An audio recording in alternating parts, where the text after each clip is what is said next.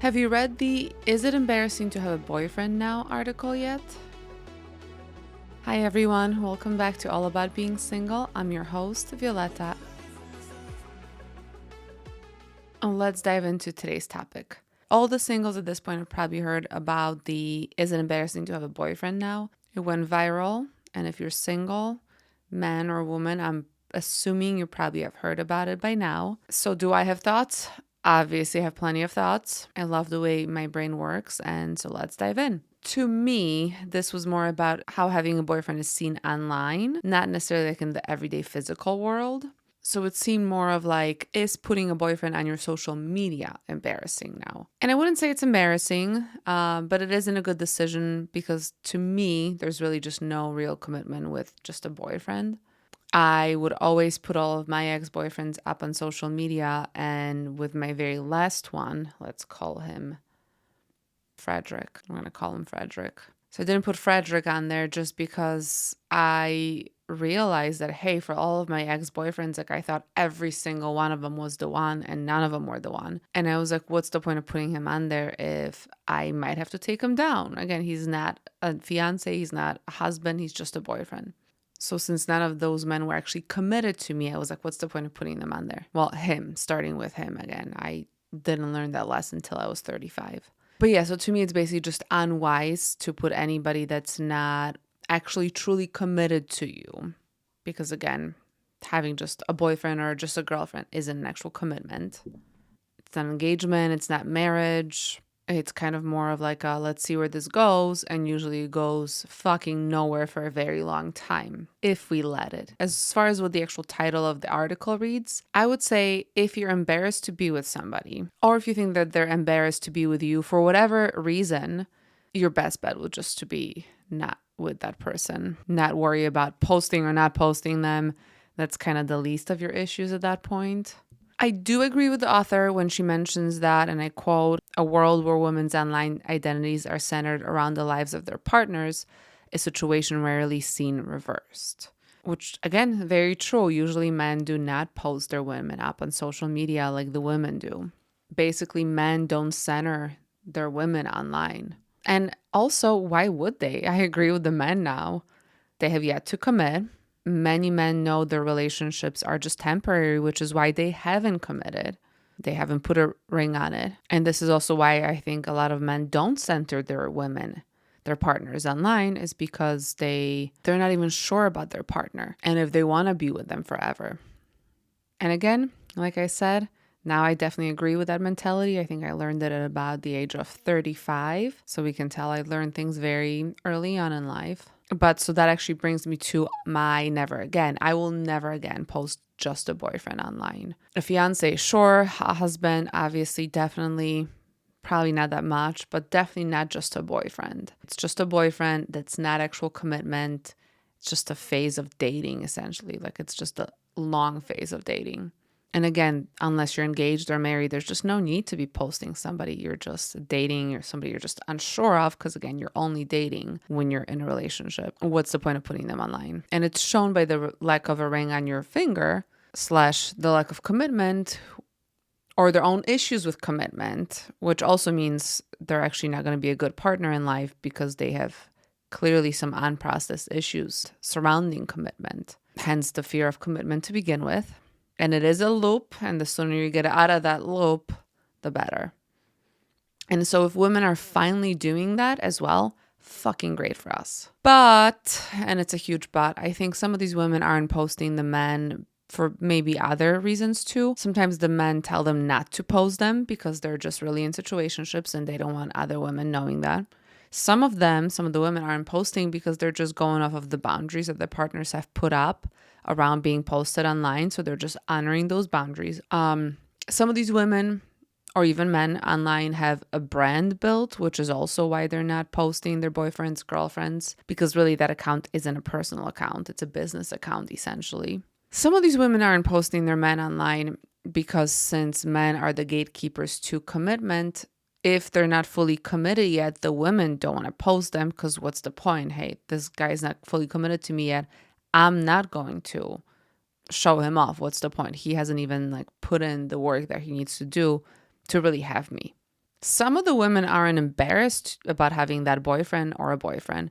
They're embarrassed that their boyfriends aren't actually committed to them, or they can maybe sense that the boyfriends aren't fully in, so they're not posting them as well. One of the women at some point in the article mentioned that, and I quote, men will embarrass you even 12 years in, so claiming them feels so lame. I mean, anyone, friend, frenemy, foe, bestie, boyfriend, husband, anybody can embarrass themselves 12 years in. People change and they can make decisions that don't align with who you thought they were or who you hoped them to be. And, that's just the reality of it. And this is a hill I will die on. Usually as women, and I'm sure this applies to some men, but I just know I'm a woman and I have more women friends. We tend to think that somebody doing us dirty is embarrassing to us, when in reality, that embarrassment for what they do at any time is with them, the person who fucks you over. That's who should be embarrassed about their behavior. So it's like, sure, sometimes we can get secondhand embarrassment. I just think a lot of women tend to hold onto that embarrassment far longer or even have that embarrassment to begin with, when really it's that person who fucked up, that person who broke your trust, that person who had some shitty ass behavior. The fault is with them. But anyhow, the thing is, we all get to do what is best for us. So if you do post anybody, if you're posting from who you think they are today when you post them, there's nothing embarrassing.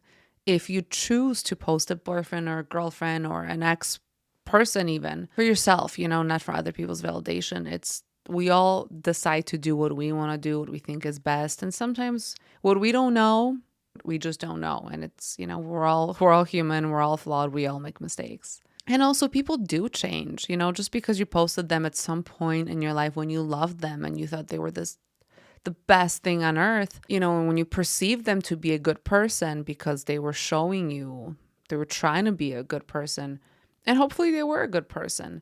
It's not embarrassing to have that digital proof, and we are allowed to change, and some people can disappoint us. We disappoint people. But anyhow, if someone, no matter how many years in, starts hurting us and isn't good for us for our mental health, we can do something about it and either break up with them, take those pictures off, leave them if we feel that it's better for us to leave them. We can voluntarily choose to forgive them or not. I mean, again, we're all different, whatever works for us. My no leg to stand on is a little bit different this time because it is about the article. One of the parts of the article talked about how even partnered women will, complain about men and heterosexuality, and they'll vent about it, and how it's because basically now it's fundamentally uncool to be a boyfriend girl. And to me, that's a statement that doesn't have a leg to stand on, or maybe not the statement itself, but the people who are doing it really. To me, it's like, nah, they're just with the wrong person for them. If I'm doing more complaining than complimenting my person, or whoever I'm with, I should say, not my person, because usually if I'm doing more complaining than complimenting, they're not quote unquote my person. But he's just not a good person. He's not a good man.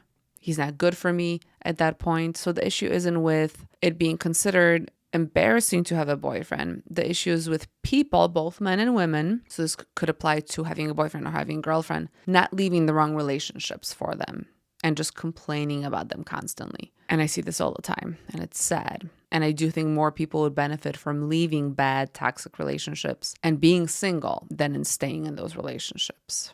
Another part of the article mentions how there's something cringy and embarrassing about constantly posting your partner these days, and I definitely agree with that. Completely centering a relationship at any point and not having your own hobbies, not doing stuff outside of that relationship, not having friends outside of that relationship is weird, is unhealthy. Honestly, I shouldn't say weird, it's unhealthy.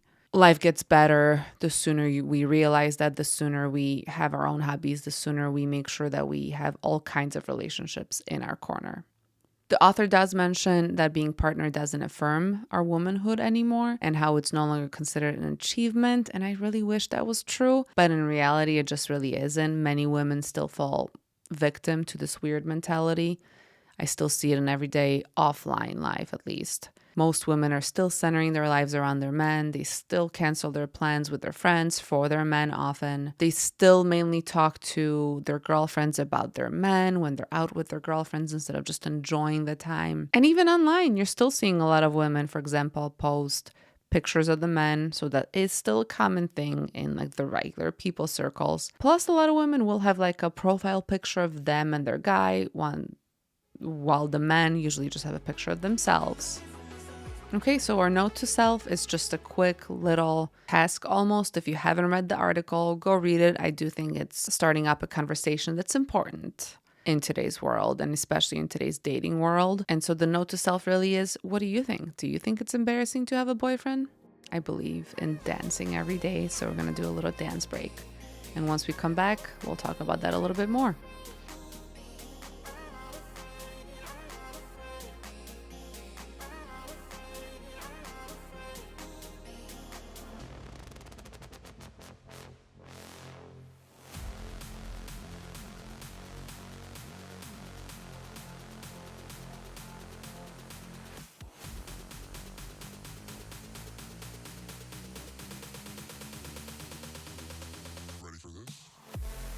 Okay, so clearly, as you can tell, I believe it's not embarrassing to have a boyfriend. I don't think it's embarrassing to have a girlfriend. I don't think any of those things apply. I think it's sad to be with a man or a woman who doesn't treat you well. So I think there's nothing embarrassing about it. I think it's just sad. And I wish more people understood that it's so much better to be single and sad, honestly, even the bad parts of being single are much better than being with somebody who engages or who does embarrassing things to us. It's not embarrassing to have a boyfriend when he's a good man. Having a boyfriend is, like, to me, a neutral experience. It's neither here nor there. It's not that important. Again, they're not a fiance. It's not a full-blown commitment. It's just the time that you're spending with one person to try to get to know them better, to figure out if they're the right person for you. It's just a phase of a relationship, essentially. At least that's the way I see it. Also, I do think that putting all men into the same category, and I used to do a lot of this as well, when I would just be like, all men this, all men that, and it's just not a healthy mentality, and I think we're gonna talk ourselves into extinction at some point with this. I just really dislike the rhetoric of all men are bad.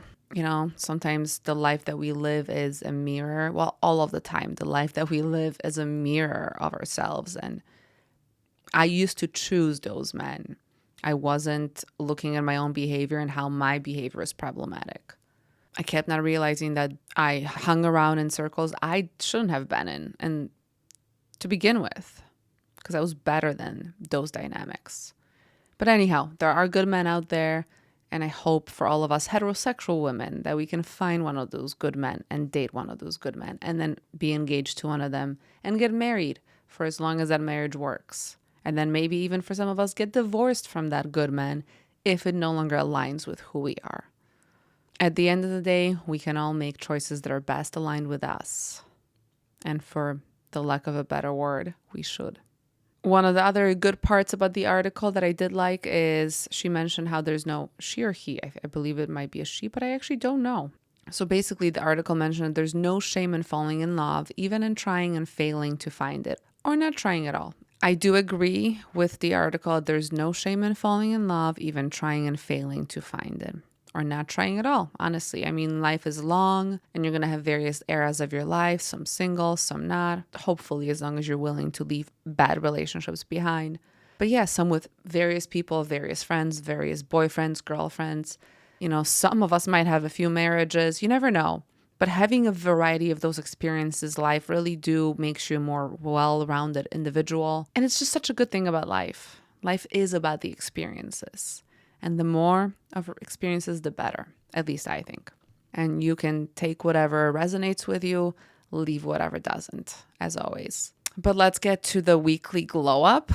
And, you know, I glow up every time I say it. But I will say this. So, and this goes still along the article, we are finally in an era where so many of us perpetually single women or even men, where we're finally creating a time in society where being single is starting to be more socially acceptable, especially for women. I'm happy we're finally headed in that direction. And for just all of that work that we single people have done collectively to get us here collectively. Like us singles, especially those of us perpetually single, not afraid to leave relationships, not afraid to get broken up with. Well, we might be afraid of it, but once it happens, realizing that quote unquote maybe abandonment that we feel can turn into something cathartic and something amazing and a better life that's waiting for us. So us as singles, all of us singles are finally doing are finally, the fact that we've been single, the fact that more people are single, the fact that more people aren't afraid to be single, it's doing something for our society. And I think for our society, and I think it's healing our society in a way. Because I think the biggest flex is dating people who are actually good for us and for our nervous system.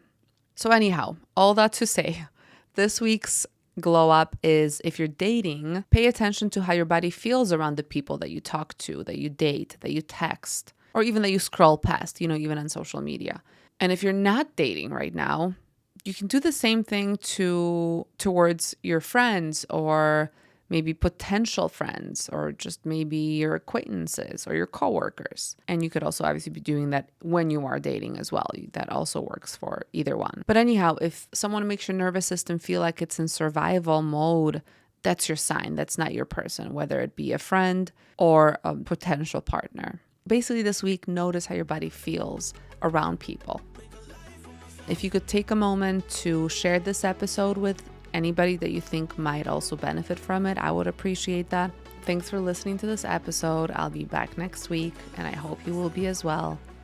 Have a good rest of your week, and I'll talk to you Tuesday. And just remember, even if we're late, we're right on time.